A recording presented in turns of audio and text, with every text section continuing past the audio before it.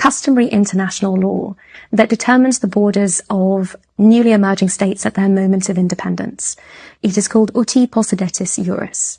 It's applied universally wherever there is no agreement to the contrary. So it's the default rule. And in Israel's case, in 1948, it determined that the pre-existing administrative lines of the British mandate that preceded the State of Israel became Israel's international borders when it declared independence. This is the rule, that the pre-existing administrative lines become the new lines, the new borders of the state. And the reason that it was introduced was to promote stability and certainty and to prevent fratricidal struggles.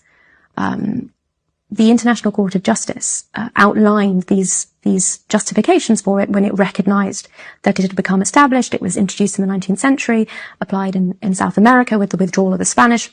It's applied in Asia and Africa, also to the dissolution of the former communist federations. Ukraine's borders followed uti possidetis juris. And that's quite a critical comparison, because I think the three of us would agree that Russia has been in occupation of Crimea from Ukraine. Why is that?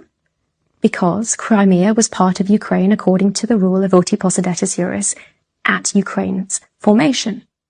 Well, in the same way, when Israel came into existence, the West Bank and East Jerusalem and Gaza fell within that territory of the administrative lines of the pre-existing British mandate.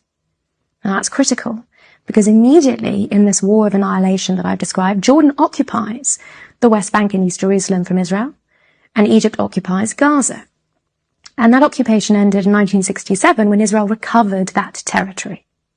That's when this allegation of occupation for many people is dated from. The problem with that is you cannot occupy what is already your own sovereign territory. I.e., if Ukraine was to retake Crimea and hold it, no one would say that was occupation of Crimea. From Russia, yes. Indeed. Right, okay. And that is a stark parallel comparison. Now, what Israel did in 1967 is it applied its law, administration and jurisdiction in full over East Jerusalem. It reunited the city, but it didn't do so in the West Bank. Instead, it applied a temporary framework. Why? Because under the Land for Peace formula, it expected that it would give up some of the West Bank, or Judea and Samaria, to Jordan in pursuit of peace. But when the 1994 peace agreement with Jordan finally came about, Jordan didn't want anything to do with the West Bank. So this temporary administrative framework that Israel established in 1967 held until the Oslo Accords and the creation of areas A, B, and C that we've described. But the application of this term occupation it's another blood libel, because it has no basis in international law. It is used as a political term. And the preface to it, this illegal occupation, which is so often referred to, is also only ever applied to Israel. There is no concept of a broader concept of illegal occupation in international law.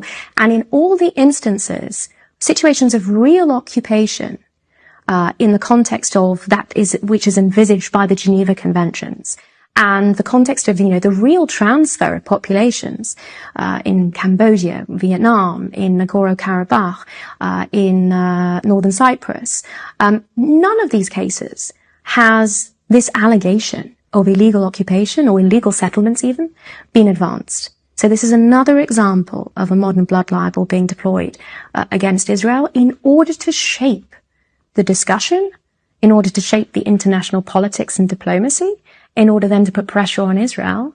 And we've seen the consequences of that, I'm afraid, in so many respects. This is what led to the 7th of October. There's a critical rule of customary